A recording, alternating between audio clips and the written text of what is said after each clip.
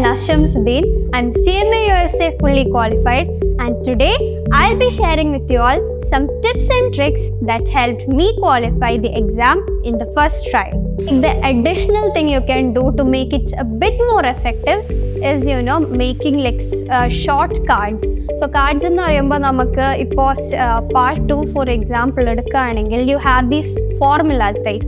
അപ്പോൾ ഈ ഫോർമുലാസിനെയൊക്കെ കുട്ടി കുട്ടി കാർഡുകളാക്കി ഇട്ടിട്ട് നമ്മൾ അത് എല്ലാ ദിവസവും നമ്മൾ ടെക്സ്റ്റ് അല്ലെങ്കിൽ നോട്ട്സ് റെഫർ ചെയ്യണതിന് പകരം ഈ കാർഡ്സ് നമ്മൾ റെഫർ ചെയ്യുകയാണെങ്കിൽ ഇതിൽ സ്റ്റേ നമുക്ക് എക്സാമിന് കുറേ കൂടെ എളുപ്പമായിട്ട് വരും.